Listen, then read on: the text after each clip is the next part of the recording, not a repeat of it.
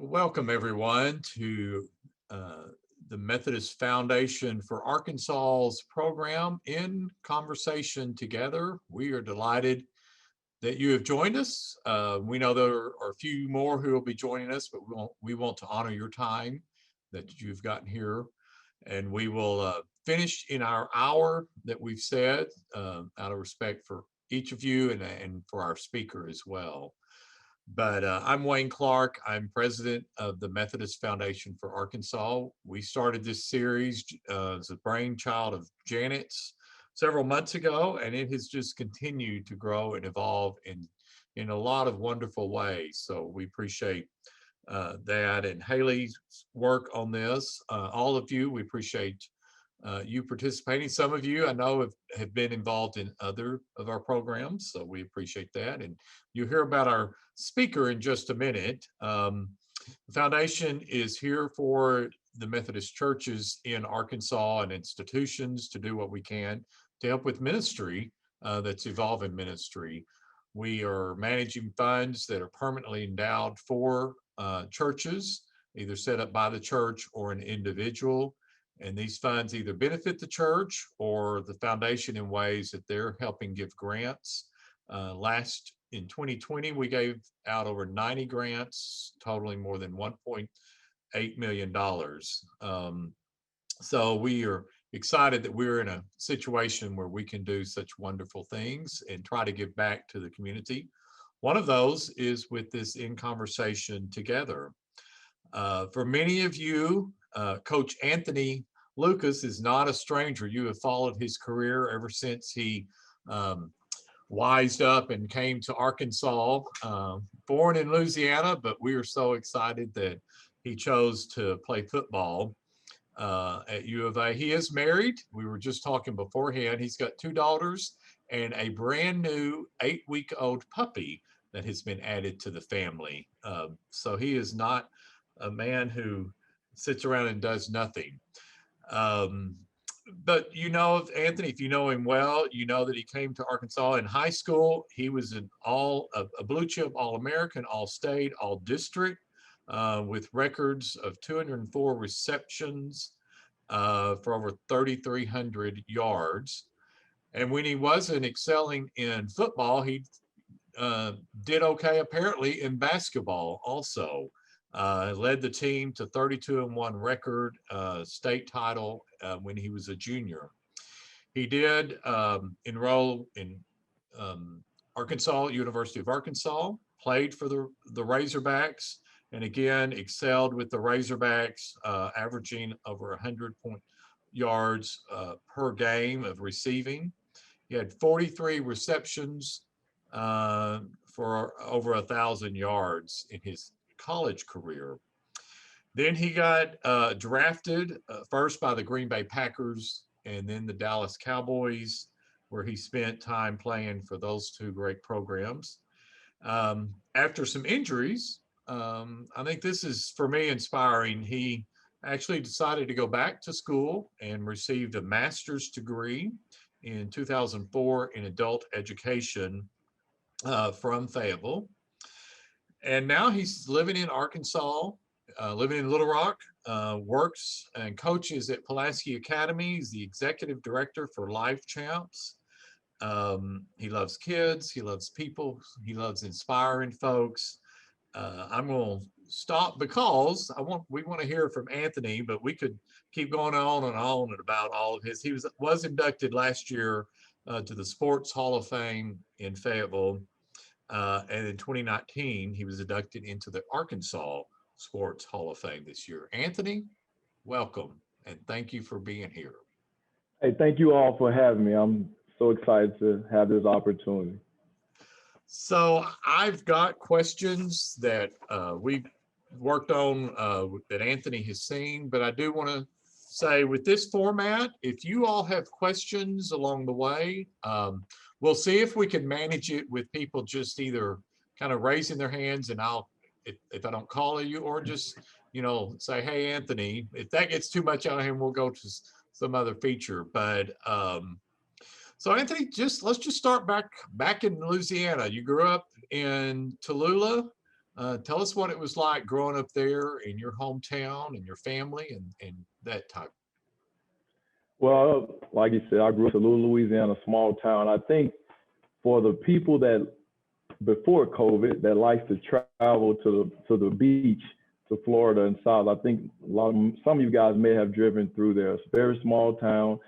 Um, both my parents were both educators. Didn't Went to Wright Elementary. The elementary I went to wasn't privileged enough to go to a private school like the one I'm at now. And boy, I tell you, I wish I could have gone there, but I'm grateful. Always loved sports. I always loved sports and people, and I just was challenged in school because of my parents. Anthony Lucas couldn't do any wrong because Rena and Gerald would be right there to discipline me if I did. But I got a chance, to go out there and play basketball. I played football. I played a little bit of baseball, but I'm going to be honest with you guys, I was scared of the baseball. Would love catching. I played first base, played maybe 2 or 3 years of baseball total, and I was scared of the ball. I hated in practice, at baseball practice, when the coach would say, "Hey, Luke, I'm coming your way." And I'm like, "Oh, Lord, here we go." I just hope that ball don't pop up and hit me. So, but I, didn't decide to play baseball long, but chose basketball and football for sure. So, but I had, was truly blessed.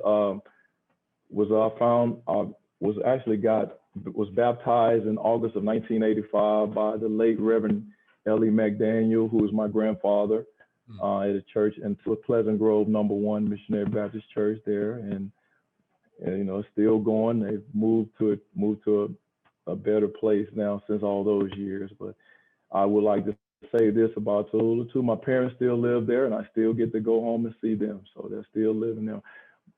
My sister and I have a sister that lives in Arlington, Texas, and my sister and I are trying to either get them moved to Little Rock or to Dallas. But my parents, they're set in their ways. My dad is 70, mom is 68. They're set in their ways, and they kind of want to move, but kind of don't want to move because they don't want to upset my sister, and then they don't want to upset me because I'm in Little Rock and my sister's in Dallas. She has 2 boys. So they was like, well, we just probably need to just stay put right now. So, yeah. Well, a challenge, but it sounds like a really tight family and some good foundations that you were brought up with. And like you said, especially having both of them being in the education and teachers, they certainly kept their eyes on you. And if they didn't, their families and friends probably let them know about you. Oh, yeah. Yes, that sir. small No town doubt. neighborhood. So I alluded to at the beginning in your intro that you obviously excelled in both football and basketball, and it was interesting to hear about the baseball part. But what was it? You're excelling in both. Was there a time when you kind of clearly said, "Okay, I'm gonna go in one direction or another"? And what was it that kind of made you realize that going Well, football, of course, basketball? I had a love for both sports, and I had a few injuries in high school playing basketball more so than I did playing football. And after high school career, I got a few offers to received a few offers to play basketball at some smaller schools, but I had more letters coming in and offers coming in for football. So I knew then that I was going to lean more towards football, and that's why I chose that. It was tough, but like I said, I love both sports, but I knew football was going to be my go-to sport because of the more offers and the more notoriety there. So. Okay. Okay. So, and again, we've kind of talked about all these questions, but before you actually could go play college football, you were faced with an academic challenge. Can you talk a little bit about that and how you grew from Yes. that, maybe? Well, yes, sir. I'm still not. I mean, wasn't the smart guy as far as when it came to standardized testing. I've always struggled at taking standardized tests. And back in those days, and still too here today, it's a little bit different. But I was the reason I didn't get a chance to play my actually freshman year at the University of Arkansas was because of the ACT test, and the SAT test. Got close, but just never did make. Back then, you had to make a score, a set score to be eligible to play your freshman year, and to get a scholarship. So I struggled at that, and with work from people around me in my hometown, and with some other people helping me out. When I got to Arkansas, I had to sit out as a freshman, and a lot of prayer too as well, for sure. When I got to Arkansas, I had to sit out, like I said, my freshman year, but then I was able to take the test again. I got some really good help from Arkansas, and nobody took the test for me. Nobody gave me answers, but I did get with some really good tutors that helped me to get the score that I needed to play. And I didn't go on scholarship in the fall of 1994, but I did go on scholarship in the spring of 1995 because they had passed a rule to where, like, guys that were ineligible to play, that we could go on scholarship, and that was nothing but a God thing. So I was so blessed and fortunate to do that, to not have to wait the whole year till the fall of 1995 to go on scholarship. I was able to pick up my scholarship in spring of 95, and got a chance, that year I got a chance to learn a lot as far as being up there, learning how to go to college, learning waking up on your own, and learning all the tricks of the trades, and watching the older guys, how they performed. And, I felt like that year helped me as a person, and as well as a student athlete, to get acclimated to the University of Arkansas. So really, really helpful. Yeah. Well, obviously, and we're going to kind of get into both that maybe being a challenge at that point in your life, but academically, it obviously didn't stop you, since you've gone back and gotten a master's degree, which is, a great accomplishment. So what kind of helped you get over, or what clicked with you academically to finally go, oh, this is what I need to do to be successful academically? Rena and Gerald Lucas told me, hey, you don't play football, but you already had a few injuries in high school and things like that, and you need to have something to fall back on. Because my parents, and as well as my sister, are educators. My parents have I forgot to mention this earlier. My parents actually have over 80 plus years together of teaching school. Wow. And my sister is, like I say, living in Arlington, but she's working in Fort Worth, and she's in the education field as well. So my parents pushed me, I mean, in a great way, encouraged me, stay on your books, make sure you're focused, because if your grades fall, you're not going to be able to play the game that you love. And I knew that. And so, with the great tutors that they provided at the University of Arkansas, and just all the resources that were set there for just not for student athletes, but for everybody. But I took advantage of the resources. I wish I would have taken a little bit more. Wish I would have done it a lot better. I'll say that. But yeah, it was difficult because I struggled at times. But I knew that with those tutors, and keeping great people around you, because it was guys, some of my teammates, we would challenge each other from time to time academically, believe it or not. And so I knew that I had to get it done. Mm-hmm, mm-hmm. So yeah, so you mentioned injuries in high school. We know you had some injuries in college, and you had injuries in your pro time. Um, Mhm. and you talked about your parents kind of helping you get through some of those challenges. So what else helped you? Because Anthony, we all could kind of share our stories of challenging parts in our lives, of growing up or currently, or whatever.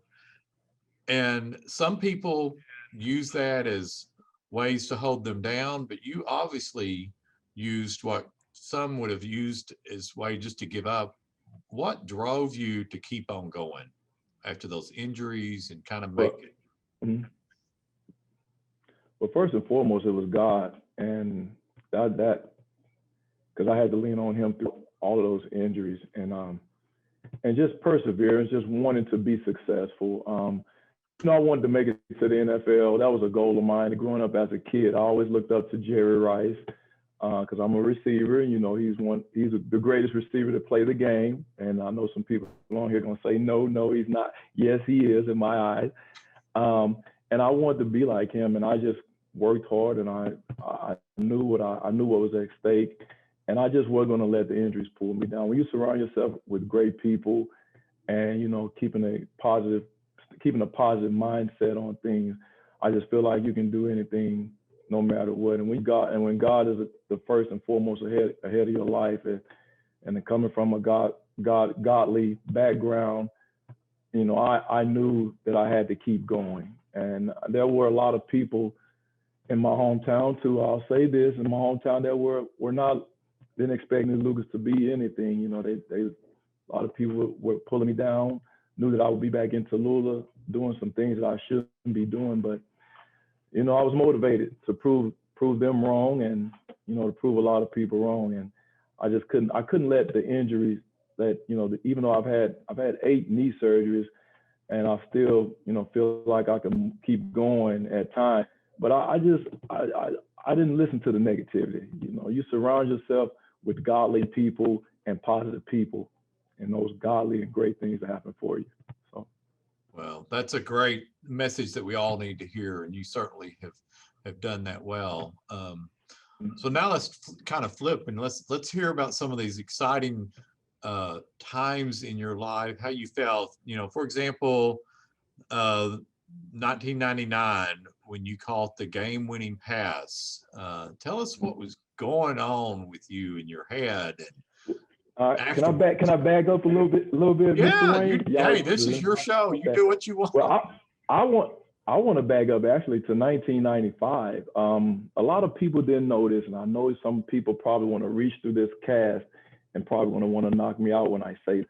So in high school, I was, growing up, I was a Peyton Manning fan, and I wanted to go wherever Peyton Manning was going to play college football. And so he went to Tennessee. And so, Tennessee recruited me, but they backed off me because of my ACT test that I mentioned earlier that I struggled with, testing.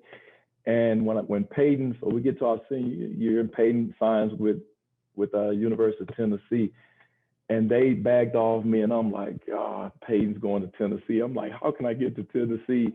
But, I have to thank Fitzhill for doing a great job of recruiting me. And he stayed with me throughout the trials and tribulations. And that's one of the reasons why I came to Arkansas.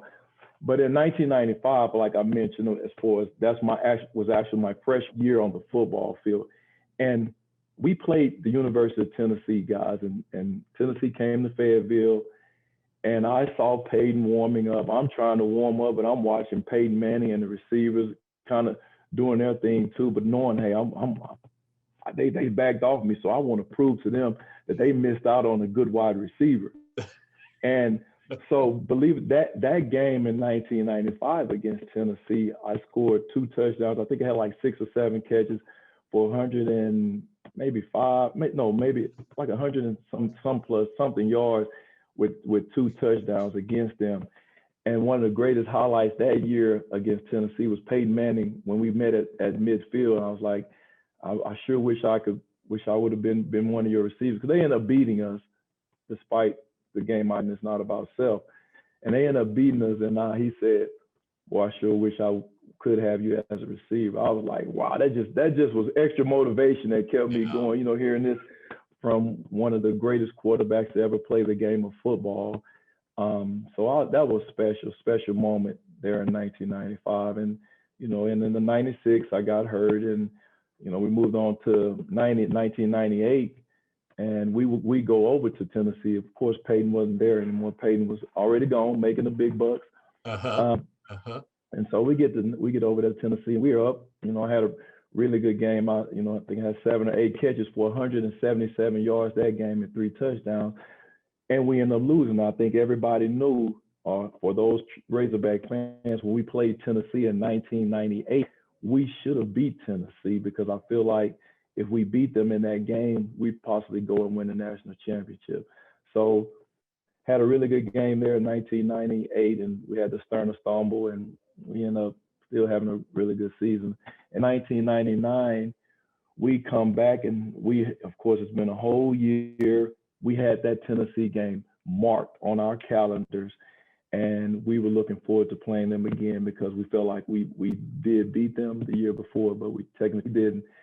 And we ended up beating them the same exact score they beat us in 1998. Mhm. We beat them the exact same score in 99, and I caught the winning touchdown. That was great. That was just a phenomenal moment. So that catch always will stick out in my mind. And I will say this: I've had a lot of great catches, had a lot of great times when I was at the University of Arkansas. But I'll tell you, that's the best. That's the best moment right there. Because every time I think about that and talk about that, I get chills. I'm actually getting chills right now on my spine just thinking about that game and thinking about that catch. And that's actually my most memorable moment besides me graduating. Yeah. Well, I'm really glad you started back in 95 and kind of set this up for us, because that makes it even more special and more meaningful. And like you said, those chills don't come up for just any reason. So, Oh yes, yes sir, you know, yes sir. so it's kind of like the culmination of all that hard work coming together, would you say? Oh yeah, no doubt. All the hard work and preparation, and that '98 season was Coach Houston Nutt's first year, coming in the University of Arkansas, coaching us, and so it was a really special year that year. But even more special the next year when we beat them. So, but Yeah. yeah, the work paid off, Yeah. for all of us. Yes sir. Yeah. Well, and doesn't hurt that it was the school that you wanted to go to who backed off from you, that you end up beating them in your senior year. So Yes, yes sir. that's Yeah, right. it's really special. So now you're playing pro. It's 2000. You run out for the very first time on a field with 65,000 plus people, fans cheering, and tell us what that's like. Not most of us don't get to have that experience. Well, it was great, being drafted by the Packers and then getting a chance to go up there. And unfortunately, Mr. Wayne, and everybody's listening, when I got to Green Bay, went up there for mini camps prior to the 2000 season. I tore my ACL, and it was one of the most hurt moments ever. It was like, God, I was asking God, I always wanted to make it to the NFL, and I told you guys this earlier. But I hit that obstacle, and God, when I got hurt, I was, oh Lord, and my mom, we talked on the phone, and my parents, and we were like, she said, I always told you never question God. I was like, yes, ma'am, I know. But it was devastating for me because I was like, got another knee injury, and I thought about the surgeries and the rehab and going through all of that. And God, it was just so disheartening. And that following, so I had to sit out. I didn't get a chance to really get on the field that year. But I went to some games, and supported the Packers and did what I could do. But we come back that next year in 2001. We had a preseason game, and lo and behold, we played San Francisco 49ers in the preseason. And here goes Jerry Rice comes over. He's warming up, and I get a chance to actually meet my idol. And I didn't meet him before the game, but I met him after the game, and we talked. And he knew of me, and I spoke with Jerry prior to the draft. I spoke with him through his agent because his agent, the agent that he had, they wanted me to sign with them, but I don't know. Unfortunately, I ended up not signing with his agent. He actually called me one time prior to me picking my agent, and I'll never forget. I saw the number pop up on my caller ID back then in Tallulah, and this was so surreal moment. And that moment was so real when I got a chance to meet him, and I took some pictures with him. And I was injured. I didn't play because I was dressed out, and it was just a great time with him. And I think a couple games out of the game, another preseason game after that, I got released and I went out. But it's a great feeling, you all in Green Bay. That atmosphere there, the people are just like Arkansas fans. They're crazy about their Packers. So Yeah. so it was really cool. We read, a well-known organization, storied organization. Yeah. Lombardi left the trend there in the Lambeau field. God, I hate I didn't get a chance to do the Lambeau leap, but I'm blessed and fortunate that they gave me an opportunity to play in the NFL by drafting me. So That's great. Well, what other highlights, either with them or with the Cowboys, would you want to share with this group today?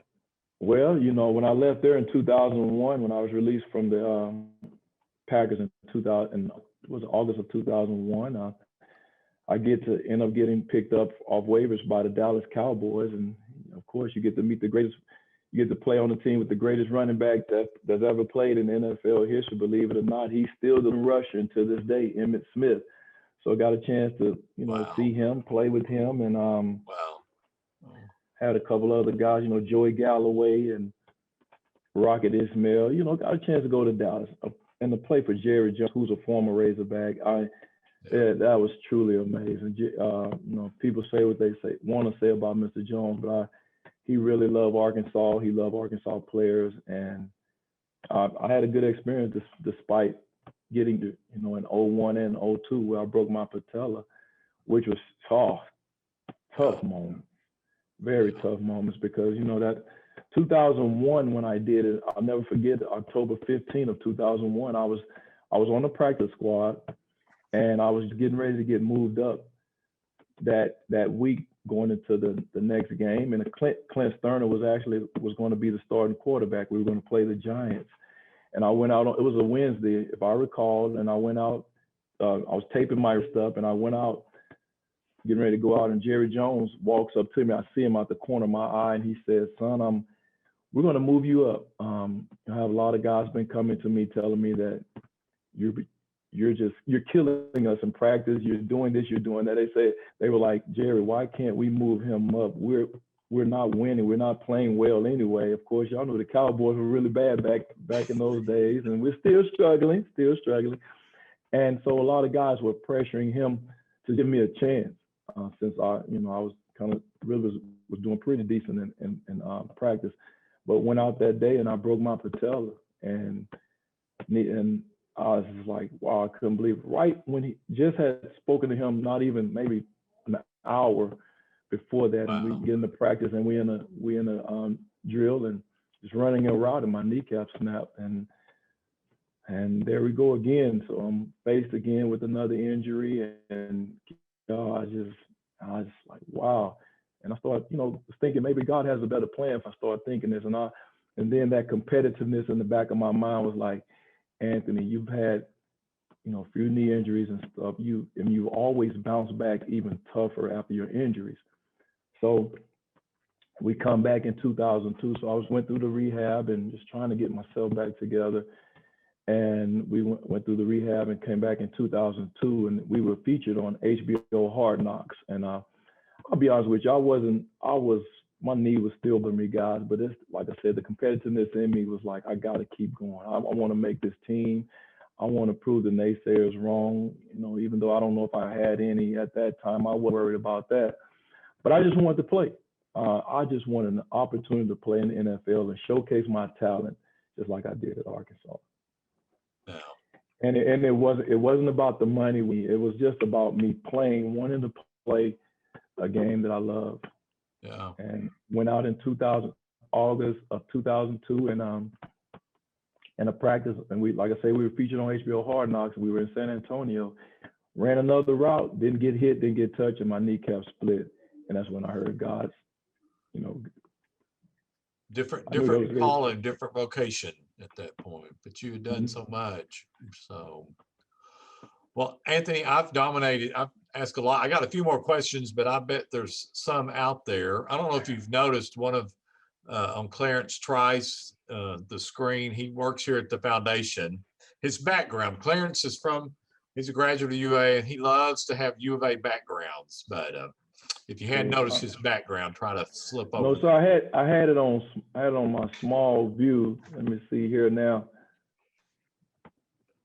But didn't mean to call you out, Clarence. But yes, I see it now. I see it now. I love it. Yes, Mr. Trice, I see it now. Yes. There you go. Well, Clarence is here in the office, so he loves to showcase U of A any way he can.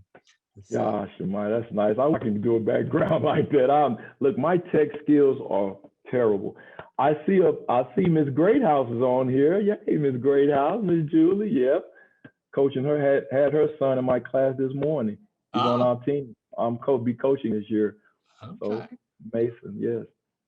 Well, what questions are out there among those who are participating. Like I said, I've got others, but I want to give y'all a chance.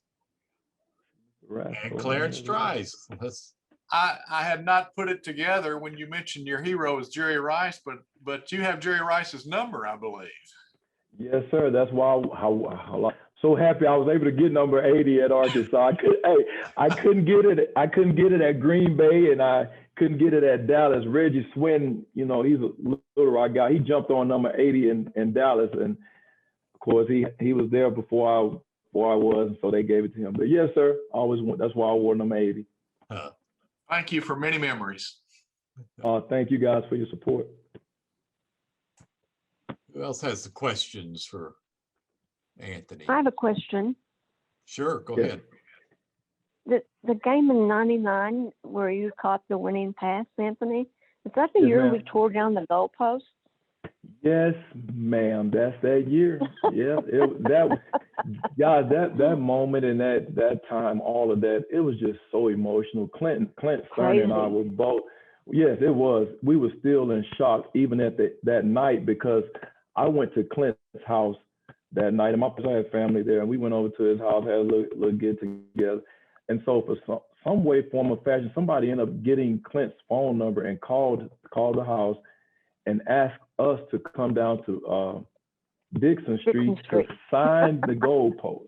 Oh, And this guy, you can tell this guy had a few drinks. He was just wild, and it was so loud we could barely hear him, but it was so cool. And we ended up going down there, but I think the crowd had cleared out when they kind of cleared out when we got there. But we ended up going down, and they had posts up on the brewery downtown in Dixon Street, and ended up getting a chance to sign that goalpost. So that was very cool, very cool. Yeah. Yeah. And I'll tell you a quick story about that too, ma'am. Okay. So when that goalpost hit in the end zone where I caught the winning touchdown there, if you can recall, they had a gate there in the back of the end zone right there. And so the goalpost that they knocked down chipped off a top piece of that gate. And so a guy I worked with here years ago, he passed away now, Pip Runyon, Coach Runyon, he was offensive line coach. And he actually had a piece of that metal from that goalpost and gave it to me. So Oh, I have wow. that, That's awesome. in his memory. Yes, ma'am. And have that piece. I put it in my little memorabilia bag. Well, that case catch and happened stuff. right in front of where I sit, so I got to see it very well. Yes, ma'am. Yeah. Yeah, it was Yeah. a lot of fun. That's Yeah, great. it was And a Coach Hill? great time. Yes, ma'am. Coach Fitz Hill Hill. that you were talking about that helped recruit you, Yes, ma'am. his family sat in front of me at the games. He had 2 little boys, I think. Yeah, but girls. He Yeah. had girls at the time. Yeah, Yes, ma'am. girls. Yeah, Yes, ma'am. Yeah. nice family. That's great. Yes, ma'am. Great guy. Yes, Who ma'am. else has questions for Anthony? I'm trying to look at screens, so if I don't call on you, just No, hey, and I'm also looking too so I can see some names if I recognize them or not. I'm terrible. I know Mr. Rasco. I know Mr. Rasco Terry. He's on here. yeah, Yeah.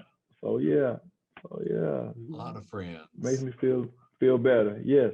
Yeah, Clarence has sir, another Anthony. question. I'm Well, proud to listen to you. Thank you, Mr. Terry. Glad you're doing well. Yes, sir. You got my grandsons, that Ben Smiley and Walt Smiley on your team out there at PA. Hey, I love the Smileys. I'm tired of being. Look, a quick fun story here. Just Ben is doing really well. Walt is really he's getting better. I'm tired Yeah. of being intercepting balls here lately. He's gotten 1 or 2 picks here every week because we've been doing 7-on-7 here. He's just getting ready, and for being long, he's long, and he's really doing a great job. So Walt is working hard. So, and he's coming. I'll tell him you said so. Yes, sir. No doubt. Let's see, Clarence, were you going to ask a question? yes, of course, your TD catch against Tennessee will stand forever in our memories. But I recall maybe the year before, we had been having quite a bit of difficulty beating SMU, and it was kind of rubbing some of us the wrong way. Didn't Yes, you sir. catch a very long pass early in that game in I guess it was Houston's Little first? Rock. first year?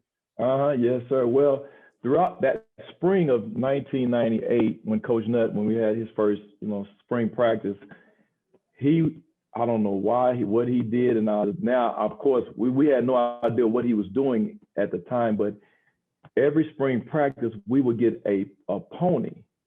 We had a board, and he wanted to remind us that we will beat SMU this year when we open with them. So if you practice 15, if you made 15 practices, you got 15 ponies. And boy, I tell you, we were reminded, gosh, Mike, I'm so tired. Why we can't get Razorbacks instead of ponies? But his goal there and the staff, he and the staff goal was to get us to get it in our head that we're going to beat SMU, because we had struggled against SMU. And my gosh, we came out, we get to Little Rock, the stadium is rocking.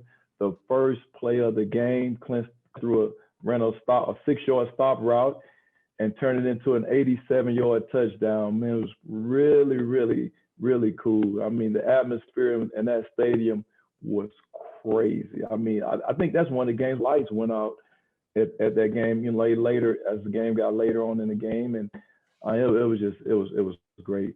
And my dad, guys, my dad still reminds me of that game, because he said, yeah, after you caught that touchdown right there, you dropped the next 2 balls because you were so excited trying to go before you caught the ball. And that's something that I tell my guys here now: catch the ball first, CIF, catch it first, because you can't go anywhere without the ball.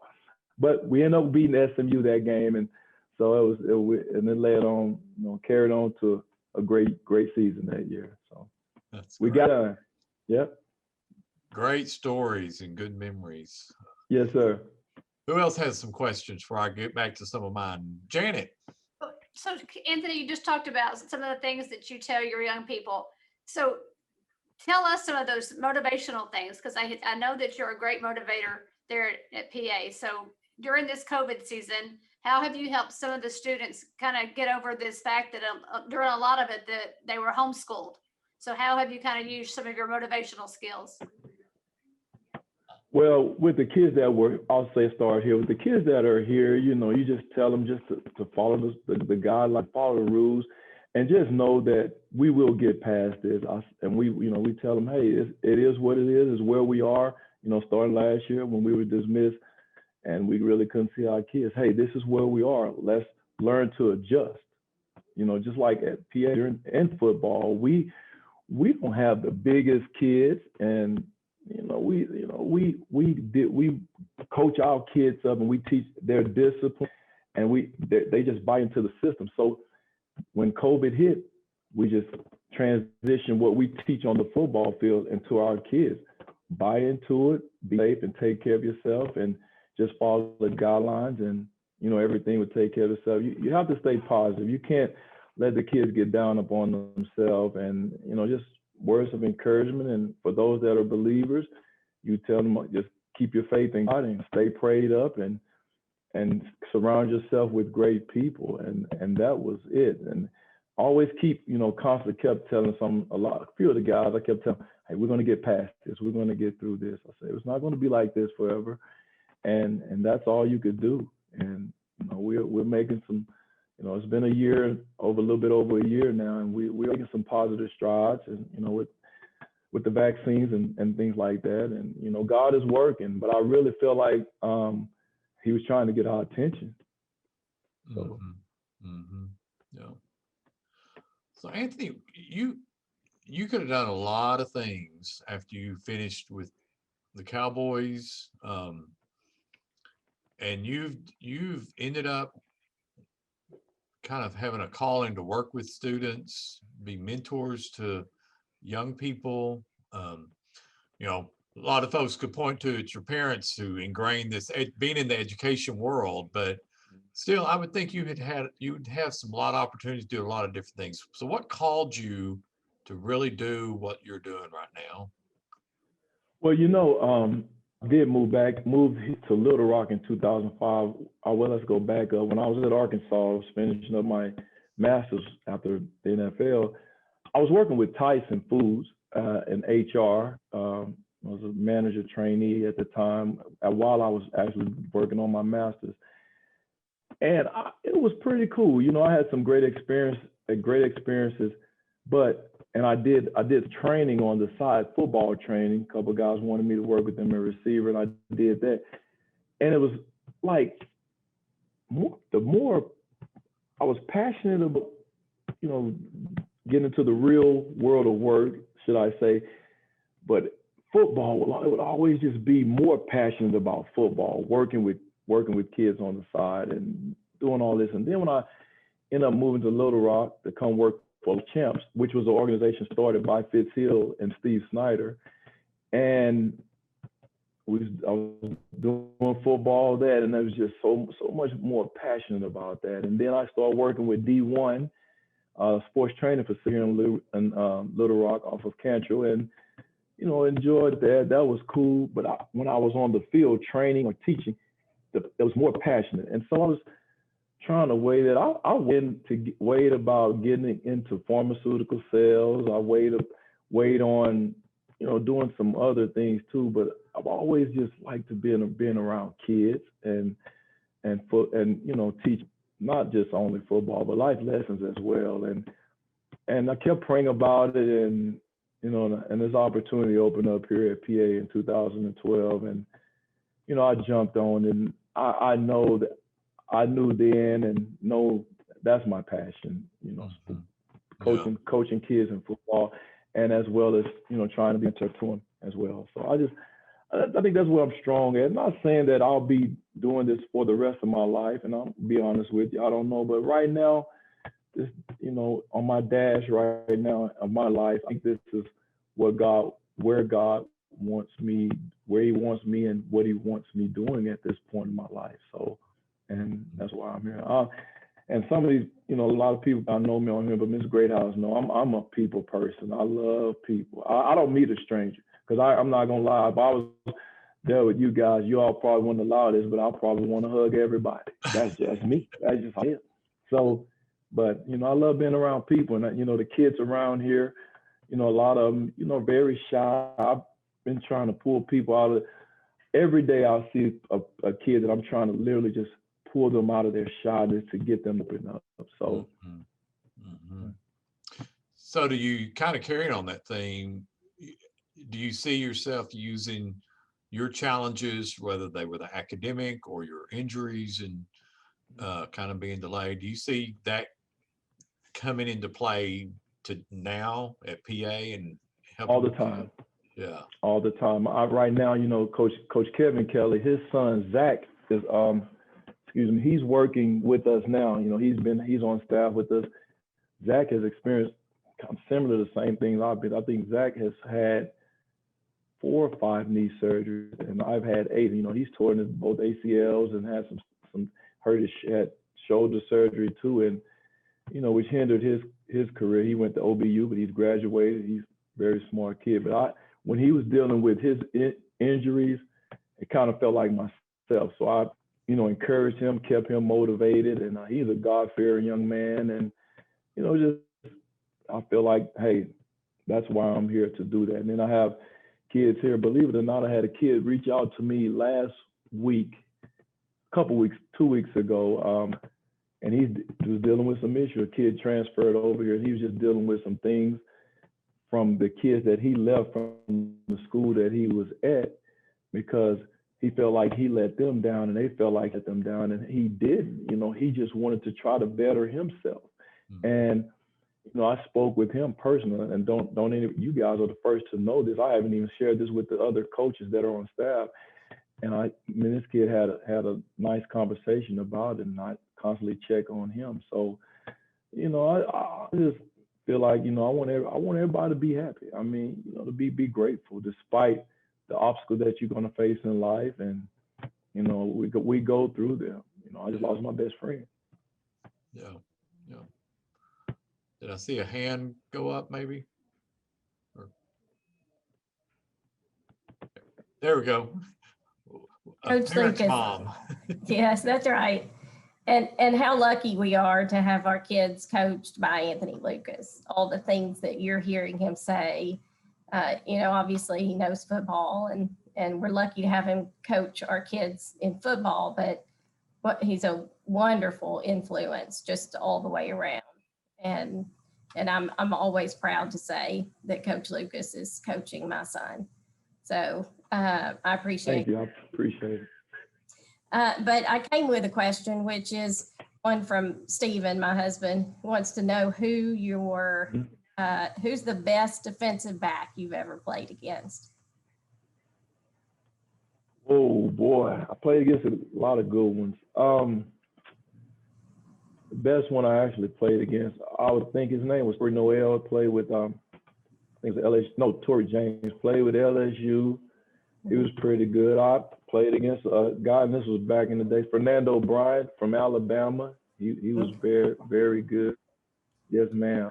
Deion Grant, a safety. He was good, even though he didn't play corner, but he played safety. He was very talented. Played with Tennessee. So I faced a lot of them, but I think that guy toward my freshman year, I'll never forget. We went a whole year. We played LSU the last game, and Tory James.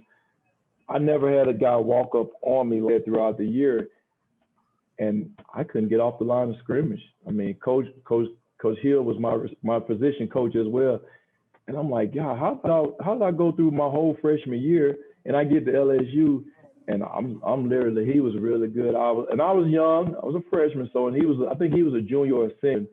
He was jamming me up. I couldn't get it. I got yelled at in film session. We watched that film like later on, and I got yelled at. I'm sitting there, guys, no lie. I'm dropping my head like this. Like, oh Lord, every time, because I couldn't even watch it. I didn't even want to watch how I was getting jammed up. Guess what Anthony Lucas did going into his sophomore year? I worked on releases. I worked on getting off the jam. I was like, I'm never going to, get stopped off the line of scrimmage like that. So I would say that. And, there was some good ones in the NFL that I went against in practice because unfortunately I didn't get a chance to play in the game. But that was a few good ones. Tyrone Williams at Green Bay was really good. Yeah, it's really good. So, yeah, it's a few good ones. Thank you. Thanks, Julie. Thanks for your nice words about him in the school. So, who else has? Oh, yes, Reverend Washington. Yes. How are you doing, Anthony? Good. How you Thanks doing, for- Reverend Washington? I saw you Good. snacking earlier now. I saw you snacking. I hope you say something for me now. Yeah. I should have had my camera off. I did not You're want to, good. No, be yourself. Be yourself. That's how it is. I did not want to move past. I think you mentioned that you just had a friend to pass away. I certainly understand if you don't want to revisit that, but I did want to acknowledge that I did hear that. And I'm not sure on the timing. Were you there when Anthony Eubanks was there, or did he come a year or so after you? He must have came after you. Anthony Eubanks and the guys I watched, he and JJ Matters when I first got there. And Anthony Eubanks was really good at blocking, really good at catching, and looking the ball into the tuck. He was a perfectionist at that. And I took a piece of the puzzle from his puzzle and added it to my puzzle to help, my game.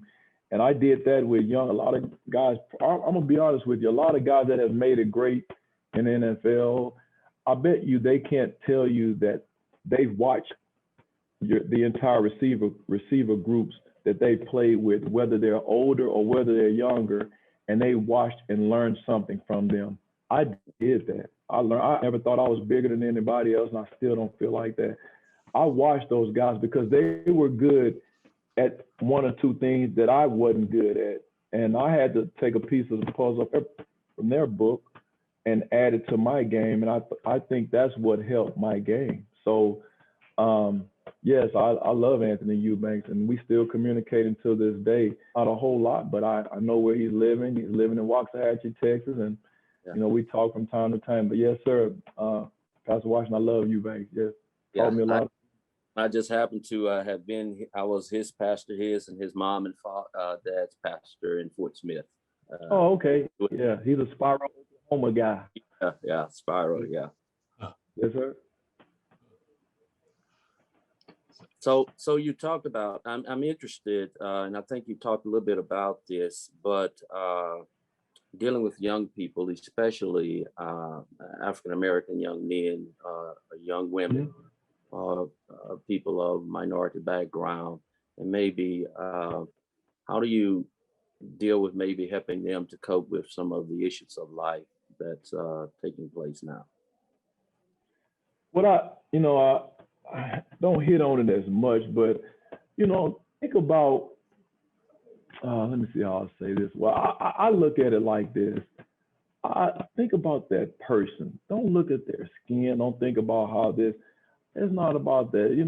Look at the person here, their heart, their demeanor, how they carry themselves. That's what I tell people all the time. Don't get caught up on color. Get to know somebody. Get to feel them out. Don't judge people on what they have and what they don't have, because God give it, God take it away. It is that simple. I tell them all, when I do chance to talk about that, I just, God made all of us different. And when it's our time to go, he's not gonna, and to welcome us into the gates. He's not gonna say, I'm bringing you here because you're black. I'm bringing you here because you're white. I'm bringing you here because you're orange or blue. No, I want you with me because of the people that you served while you was on the earth. I want you here with me because you walk the walk, you talk the talk, you changed a lot of lives, not by your skin color. And that's the same, and the Bible preaches that, and that's the same thing I think people should do, and stop judging people by what they have and how they look. Just be you and love everybody. Get to know somebody. If you don't feel comfortable doing that, you don't have to do that. But just learn that person. Learn that person, love people, and go on about your day. And don't get caught up in that. Yes, there are people that are less fortunate. Yeah, there are people that are more fortunate. But at the same time, yes, people dress like this, just like this. But do you know their heart? Have you heard their story? Have you visited with? Do you know what they've grown up, what they've been through in their lives? And if you've been or came across people that I would say that are not big on this and are big on that, don't you grow up to be like that. You don't have to be like that. I tell, I have a kid now, even if you're living with if your mom and dad, because we have kids like that, even if you're not living with your mom or you're not living with your dad or whoever you're staying with, your parents abandon you. Okay, you flip the switch. Now you seeing life from a different perspective now. You don't have to be that way once you grow up, go to college, get a degree, start a family, be different. Don't use that as something to set you back. Use that as motivation to, hey, I'm going to be totally different than my mom and dad. Okay, didn't work out the way things should have. I love both of them, blase, blase, but I'm going to be different now when I get that opportunity to be a dad. So just those things like that. Thank you. Great question, Reverend Washington. Great answer. I was going to kind of get into faith. It's obviously a big part of your life from your childhood to now, and ask how you use it in everyday life. But man, you've already jumped to it and given us a testimony in so many ways. Thank you for that. Okay. Yeah. Well, we could end right there, and but just want to give one more opportunity. We just have a few more minutes, but anybody have a burning question that they want to ask Anthony before we kind of wrap things up? And Anthony, gosh, I'm not sure what else you could say after what you just said, those great words, but anything else you kind of want to leave us with as we This end is Terry. This is Terry Rasco, and I wanted to ask if you had someone that you could call out relative to a spiritual advisor or someone who you emulated or learned from the philosophies that you just talked about, how you see your fellow man, and was there a minister in your life, pastor perhaps, that this? Yes. Tell you just a quick story right there. When I was young, I was in my mom's room in kindergarten. When I wasn't supposed to be in her room, but I cried to be in my mom's room because I'm a mama's boy. So I cried to be in her. I was like 2 doors down from her room, but every day I would end up in it when kindergarten first started off. And so her maid that would, oh God, my mind just went back, but the lady she worked with, her partner, was a white lady, Miss Caldwell. Loved her. She was a sweetheart. I mean, and then that's, you know, so I didn't see whether she wasn't worried about whether she was white, because my parents didn't instill that into me. Learn to hate white, learn to hate black, no, they told me to love everybody. And so I say my parents and my grandfather, my late, grandfather was my pastor. I just taught me to love everybody. You treat everybody the same. And, I'll never forget, even when I left Tallulah, when I was going to Arkansas, and even in high school, my parents always stressed to me, you keep God first in your life, you treat everybody the same, and don't ever think that you're bigger than the next person. I don't care how successful you all are in life. I don't care about how much money you make. She said, if I can even just feel she said, if I just feel it, my dad did too. We feel that you up there thinking that you're all this or you do this, we're going to come up there and we're going to spank you, for real. And God, I'm not lying. I'm so serious. And so those talks and those things as kids, they stick with you. And that has stuck with me still now. I'm 44 now, still goes in my head. I never think that I'm bigger than anybody else. And so it was my parents. Those are my spiritual leaders. I promise that, my grandfather and my sister the same way too. So we know, we humble ourselves and we stay humble enough because, like I said earlier, God can give it and He can take it away.